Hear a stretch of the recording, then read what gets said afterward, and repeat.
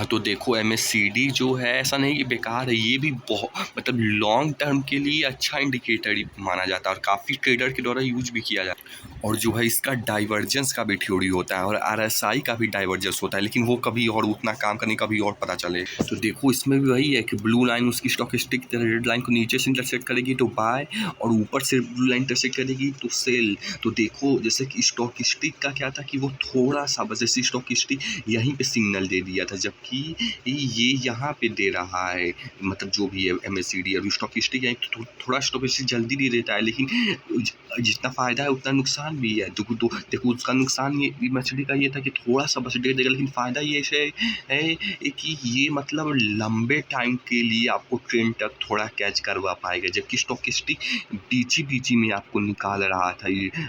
तो यही है कि एक डिसएडवांटेज है तो एक एडवांटेज भी है कि लंबे टाइम के लिए आपको थोड़ा टिकाए रखेगा, जब स्टॉकिस्टिक यहीं पे निकाले जा रहा था। और देखो ऐसे देखो ये सब ब्रह्मास्त्र की तरह हो जाएगा कि यहाँ पे इतना नहीं, ऐसे नहीं होता है। काफ़ी बार इनफैक्ट ज़्यादा बार ये फॉल्स सिग्नल देखो यहाँ पे बाय सेल पूरा कंफ्यूज कर देगा। इसीलिए ज़्यादातर मतलब जो भी हो जब गलत सिग्नल भी होता है, ज़्यादातर नहीं बोलेंगे लेकिन ये गलत देखो बाय सेल, तो इसलिए उतना भी काम का नहीं, मतलब कि बाय सेल तो मतलब ये भी, ये तो देखो करना क्या है, देखो कि मतलब आप लगभग सारे इंडिकेटर्स को आप यूज कीजिए और देखिए कि मतलब क्या आपके काम का आ रहा है। हो सकता है कोई एक दो अच्छा लग जाए, उसी में आप एक्सपर्ट बन के ट्रेड बन जाए, और वो सारा इंडिकेटर यूज कर करके ही पता चलेगा कि वो कौन सा एक।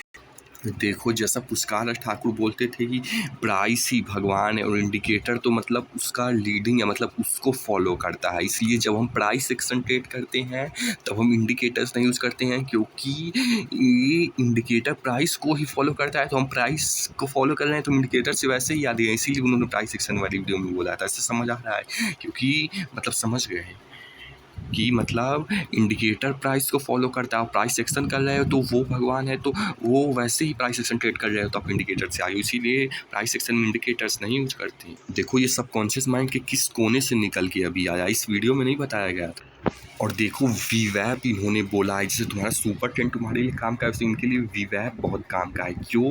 क्योंकि मतलब देखो ये भी एवरेज बताने की कोशिश कर ईएमए की तरह एवरेज बताने की कोशिश करता है ये। और देखो ये जैसे कि बाकी सब इंडिकेटर्स प्राइस को फॉलो करते थे, लेकिन ये प्राइस को तो फॉलो करता ही, उसके साथ ये वॉल्यूम को भी सॉल्व, मतलब कि कितने लोगों का मतलब ट्रेड में आना जाना है, तो अगर मतलब वॉल्यूम भी फॉलो करें यानी कितने लोगों का आना जाना है, तो अगर मतलब ज़्यादा लोगों का मतलब बाइंग की तरफ आना है तो हम मतलब सेलिंग का मतलब ट्रेड अवॉइड करेंगे, और वहीं पे ज़्यादातर लोगों का सेलिंग का मतलब वॉल्यूम है तो हम बाइंग का सिग्नल मतलब अवॉइड करेंगे। समझ रहे हो ना कि ज़्यादा लोग मतलब घुसे हैं, वॉल्यूम मतलब कि वॉल्यूम बता रहा है तुम्हें इसमें का कि ज़्यादातर लोग अगर मतलब बाइंग में ऊपर की तरफ घुसे हैं तो हमें भी ऊपर की तरफ घुसना है। साइकोलॉजी भी समझो। क्यों? क्योंकि मतलब ज़्यादातर लोग बाइंग में घुसे हैं तो ज़्यादातर लोग हैं तो वो ऊपर ही ले जाएंगे, तो यही है और इसी का वॉल्यूम बता रहा है, इसलिए इसके पीछे का किस तरीके से कोडिंग किया गया है इसी तरीके से। और वहीं पे अगर नीचे जा रहा है ज़्यादातर लोग का वॉल्यूम मतलब ज़्यादातर लोग नीचे का ट्रेड ले रहे हैं तो वो नीचे ही जाएगा, यही इसका मतलब इसके पीछे का कोडिंग, इसीलिए नीचे का सिग्नल लेना है। तो देखो वो सब फालतू की बातें थी जो प्रैक्टिकली हम मतलब याद करना सबको फ्री, ताकि लॉन्ग टर्म तक, वो तो साइकोलॉजी बता रही है वो लेकर तो चलोगे नहीं, जो लेकर चलोगे वो ये है कि याद करना है। देखिए ये भी सारा चीज़ सपोर्ट एंड रेजिस्टेंस ही है, जैसे कि ये लाइन अब इसका सपोर्ट बन गया, इसके प्राइस ऊपर जाने की कोशिश करेगा, वही है इसका लाइन ऊपर जाने की कोशिश करेगा फिर लड़ेगा, फिर वही सपोर्ट का काम करेगी, इसके ऊपर नहीं निकल पाएगा। सपोर्ट वही सब सपोर्ट एंड रेजिस्टेंस का ही काम, ये भी सपोर्ट एंड रेजिस्टेंस का।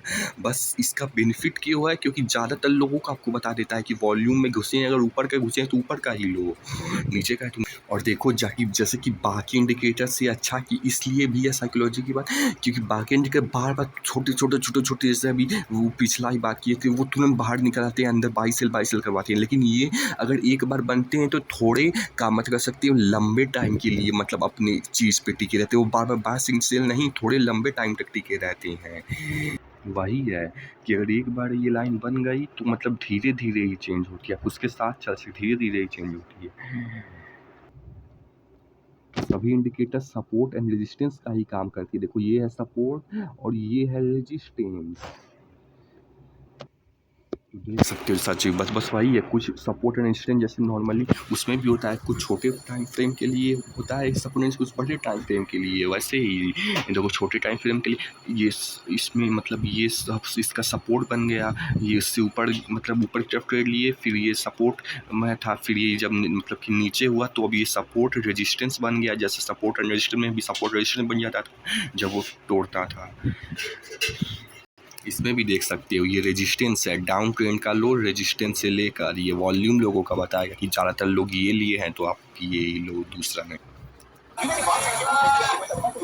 चलिए अगला इंडिकेटर क्या है? अगला इंडिकेटर है ईएमए। इसे इंडिकेटर तो नहीं कहेंगे, लेकिन इंडिकेटर से भी एक अगली चीज जो होती है ये प्राइस का जो है आपको डायरेक्शन बताते हैं कि अप ट्रेंड में है या फिर डाउन ट्रेंड में है। ये इंडिकेटर से थोड़े से फास्ट चलते हैं और ये इंडिकेटर से ऊपर होते हैं। देखिए रेजिस्टेंस और सपोर्ट की लाइन खींचेंगे, कैसे खींचेंगे मैं आपको बताता हूं।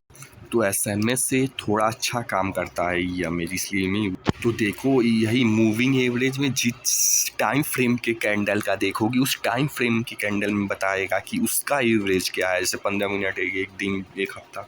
देखो इसकी डिफ़ॉल्ट सेटिंग बाकी इंडिकेटर्स की भी यूट्यूब में सर्च मार लेना, जिसका नहीं बताएंगे। नहीं तो देखो इसकी डिफ़ॉल्ट 9 होती है, लेकिन अभी हम 10 पे देख रहे हैं, फिर 20 पे देखेंगे, 50 पे देखेंगे, 70 पे, जैसे पुष्कर ठाकुर ने बोला था। और उससे क्या डिफरेंस आता है वो साइकोलॉजी भी बता रहे हैं। और नहीं तो होने को साइकोलॉजी देखो बस बता दे रहे हैं, नहीं तो इंडिकेटर सब सेम ही जो रटना है वो यही है कि सपोर्ट एंड रेजिस्टेंस है। जैसे ये अब रेजिस्टेंस की लाइन नहीं सपोर्ट की लाइन है कि इससे बाइंग सिग्नल लो ऊपर की तरफ, और फिर ये भी सपोर्ट की लाइन है, बाइंग सिग्नल लो ऊपर की तरफ, और ये देखो रेजिस्टेंस की लाइन है कि सेलिंग सिग्नल लो नीचे की। वही है सब इंडिकेटर्स में बस सब इंडिकेटर्स का साइकोलॉजी समझो और यूज़ करो। देखो कौन सा ज़्यादा काम का जा रहा है तुम्हारा। सपोर्ट एंड रेजिस्टेंस के बजाय ट्रेंड लाइन बोलो तो ज़्यादा थोड़ा सा ही रहेगा, क्योंकि इस तरीके से तो ट्रेंड लाइन का सपोर्ट एंड रेजिस्टेंस।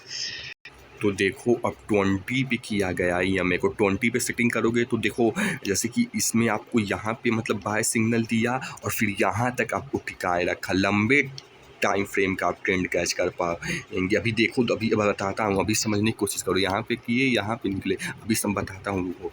देखो जैसा कि ट्रेंड लाइन का सपोर्ट होता था, रेजिस्टेंस होता था, वैसे ही ट्रेंड लाइन का सपोर्ट होगा और ट्रेंड लाइन का रेजिस्टेंस होगा। वही सारी चीज़ें कितनी बार रिपीट करूँ तो देख सकते हो कि मतलब कि ये सब सपोर्ट बना और फिर प्राइस नीचे गया, लोअर हाई बनाया, फिर लोअर हाई, लोअर लो, लोअर हाई, वही डाउट हुई, वही चीज़ चल रही है आज बस समझने।